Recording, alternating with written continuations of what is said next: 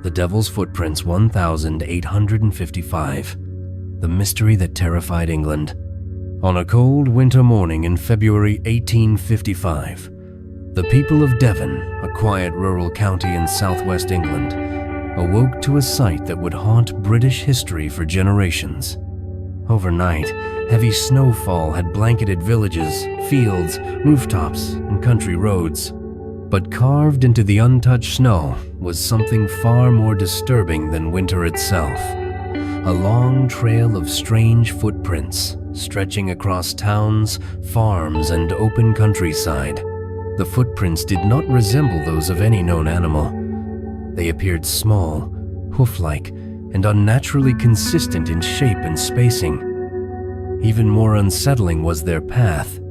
The tracks crossed rooftops, climbed over high walls, passed through closed gardens, and continued on the other side as if physical barriers meant nothing.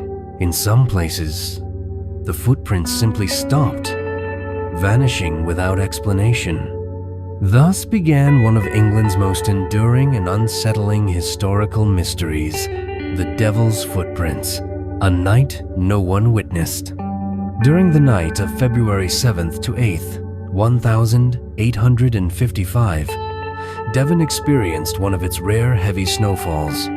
At the time, such weather was unusual for the region, and most villagers went to sleep unaware that anything extraordinary was happening outside their homes. No one reported strange sounds. No one saw a creature moving through the streets. There were no cries, no disturbances, and no signs of panic during the night itself. The mystery revealed itself only at dawn. As villagers stepped outside, they noticed the tracks almost immediately. A single line of footprints appeared to wind its way through the landscape, sometimes running straight through properties, sometimes diverting across fields, and sometimes climbing to places no ordinary animal should have been able to reach. Footprints that defied logic. Eyewitness accounts describe the footprints as measuring approximately 7 to 10 centimeters in length, often compared to the shape of a cloven hoof. The spacing between each print was remarkably regular, suggesting a creature walking upright rather than moving on four legs. What troubled observers most was how the footprints ignored obstacles. The tracks led directly up to walls, continued across their tops, and then descended on the other side without any sign of disruption in the snow. They were found on rooftops, along narrow ledges, and even near chimneys and windowsills. In open fields, the trail sometimes ended abruptly, leaving no trace of where the creature went next. There were no drag marks, wing prints, or disturbances that could suggest flight or escape. The footprints simply ceased to exist. Fear in Victorian England. To modern audiences, the mystery might seem curious or even exaggerated. But in mid-19th century England, the reaction was far from calm. Victorian society was deeply influenced by religious belief, folklore, and superstition. Many people were quick to conclude that no ordinary explanation could account for what they were seeing. The name, the Devil's Footprints, spread rapidly. Rumors claimed that Satan himself had walked through Devon during the night, leaving his mark upon the land. Some villagers believed the footprints led toward churches, graveyards, and sacred spaces, reinforcing the idea of a supernatural presence. Fear spread quickly. Families locked their doors, gathered indoors, and prayed together. Some placed crosses or religious symbols near entrances for protection. Even those who doubted a demonic explanation found it difficult to ignore how unnatural the tracks appeared. Newspapers and public attention.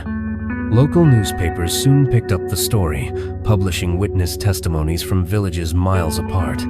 Strikingly, many descriptions matched closely despite the distance between the locations. The footprints were reported to be similar in size, shape, and pattern across a wide area. Some reports estimated that the trail extended for over 100 miles, crossing large portions of Devon.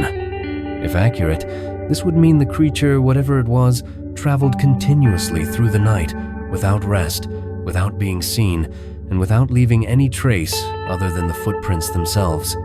The press helped transform a local mystery into a national curiosity, and soon the devil's footprints became a topic of discussion across England. Scientific and rational explanations. As fear subsided, more rational explanations began to emerge.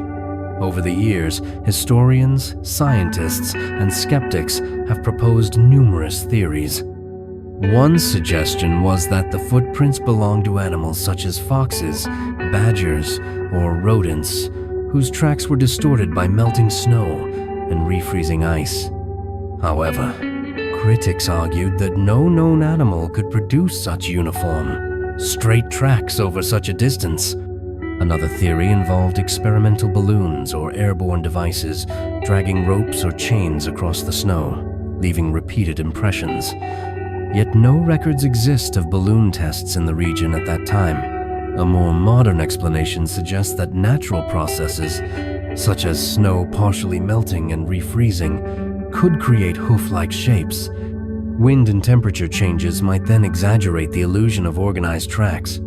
While plausible in isolated cases, this theory struggles to explain the consistency and direction of the trail across varied terrain, a mystery without a conclusion. Despite countless theories, none fully explain all aspects of the event. No physical evidence beyond the footprints was ever found. No creature was captured, killed, or even clearly identified.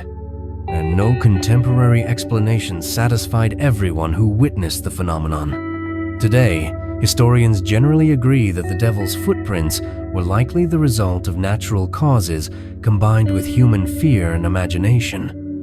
Yet, the lack of definitive proof keeps the mystery alive. What makes the case particularly unsettling is not the idea of a supernatural being, but the silence surrounding the event. No clear answer, no final discovery, only stories passed down through time. The echoes left behind. Whether the devil's footprints were caused by animals, weather, or something yet unknown, their impact was real. For the people of Devon in 1855, the fear they felt was genuine, and the questions they asked went unanswered. More than a century later, the mystery remains part of England's historical folklore, not because of what was seen, but because of what was never explained. History does not always offer conclusions. Sometimes, it leaves behind only echoes.